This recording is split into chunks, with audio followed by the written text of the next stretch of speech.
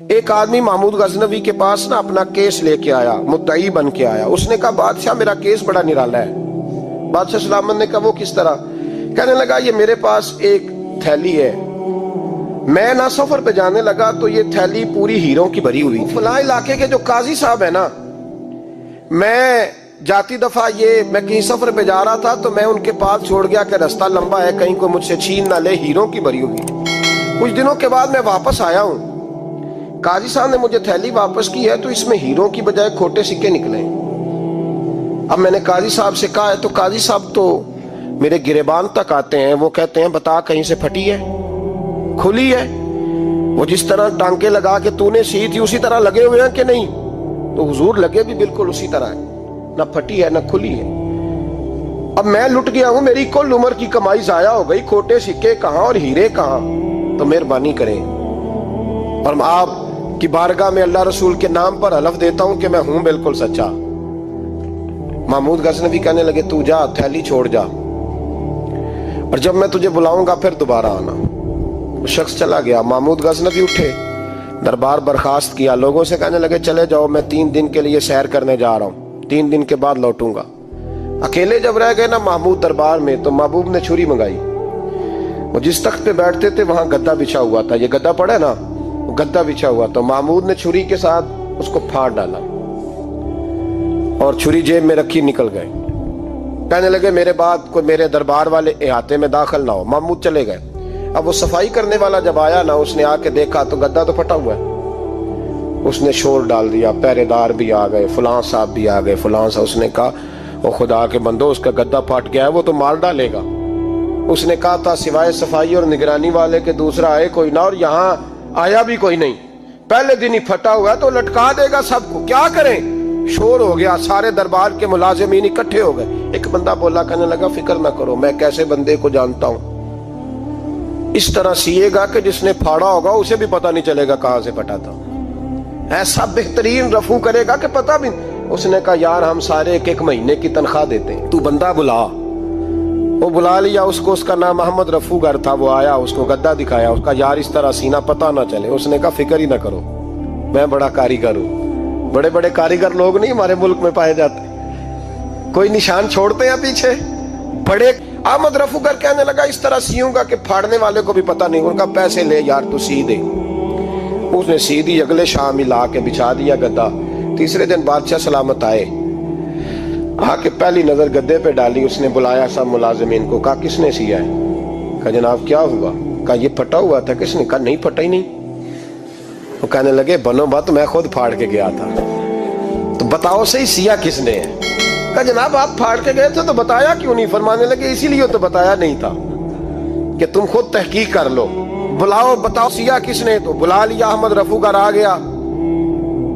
اس کو جب بلا کے سامنے بادشاہ کھڑا کیا، کہا بھئی تو نے سیا ہے؟ کہنے لگا حضور آپ کے سارے ملازم کٹھے ہو کے آئے تھے، میری غلطی کوئی نہیں. کہا نہیں یار تو بڑا کاریگر ہے، میں نے اپنے ہاتھ سے پھاڑا تھا پر مجھے بھی نہیں پتا چل رہا کہاں سے پھٹا تھا. اچھا یہ بتا یہ تھیلی جو ہے یہ بھی تو نے سی تھی؟ اس نے کہا جی آپ کے خادم کا ہی کارنامہ ہے، وہ فلانے علاقے کے قاضی صاحب آئے تھے، اس میں سے ہیرے نکال کے تو کھوٹے سکے بھرے تھے تو مجھے بھی تھوڑا سا حصہ ملا تھا. محمود نے سارے گواہ بھی اکٹھے کر لیے، ثبوت بھی اکٹھے کر لیے. پھر قاضی کو بلایا، پہلے سارے ثبوت اور گواہ کیس حل کر لیا. پھر ہمارے ہاں یہ حال ہوتا ہے کہ مدعی 2-3 ہفتے کے بعد خود ہی ہاتھ باندھ جاتا ہے، کہنا تسی میری جان چھڈو، مجرم پھڑو پاوے نہ پڑھو. وہ کہتا ہے مجھے معافی دو، میں رہا. ظلم ہے نا، ظلم زیادتی ہے کہ جو بیچارہ اتنے سوال مجرم سے نہیں ہوتے جتنے مدعی سے ہوتے. اب یقین کریں اتنے سوالات ہوتے. سارے ثبوت اکٹھے کر کے قاضی صاحب کو بلایا، تنہائی میں لے جا کے. محمود غزنوی نے کہا قاضی صاحب آپ سے غلطی ہو گئی، غریب آدمی تھا، وہ لٹ گیا ہے، اس نے تو بڑی مشکل سے کچھ ہیرے جمع کیے تھے اور اس کی کل کائنات تھی، تو آپ اس کا مال اسے دے دیں، بات ختم. قاضی صاحب کہنے لگے آپ مجھ پہ الزام لگا رہے ہیں، سوال ہی نہیں پیدا ہوتا. آپ میری داڑھی دیکھیں، آپ میرا اعزاز دیکھیں، دنیا جانتی ہے میں اس. کہا قاضی صاحب انسان بھول ہی جاتا ہے، بندہ بھول جاتا ہے، غلطی ہوگی مال نے. کہا نہیں سب. کہا میں تنہائی میں پوچھ رہا ہوں، میں اس وقت پوچھ رہا ہوں جب دوسرا موجود کوئی نہیں. آج توبہ کر لے، میں کچھ نہیں کہوں گا، تو میری زبان پہ اعتبار کر، تجھے پتہ ہے میں جو کہتا ہوں اس پہ عمل بھی کرتا ہوں، باز آ جا. پر قاضی نے کہا نہیں میری غلطی کوئی نہیں، महमूद ने फिर भरे दरबार में बुला लिया। मजमा आम में मोहलत के दिनों में जो तौबा कर ले वो बच जाते हैं, लेकिन लोग रुस्वानियों के दिनों में फिर वापस लौटते हैं अगला घर देख के, फिर हालात और तरह के हो चुके होते हैं। जब भरे दरबार में काजी को बुलाया, भाई तू मानता है कि नहीं? उसने कहा नहीं। तो कहा बुलाओ अहमद रफूगर को। जब अहमद रफूगर आया तो बूढ़े काजी की टांगे कांपने लगी, जुमले टूटने लगे, लफ्ज जमीन पर गिरने लगे, बात सही नहीं होती, जुबान लड़खड़ाने लगी।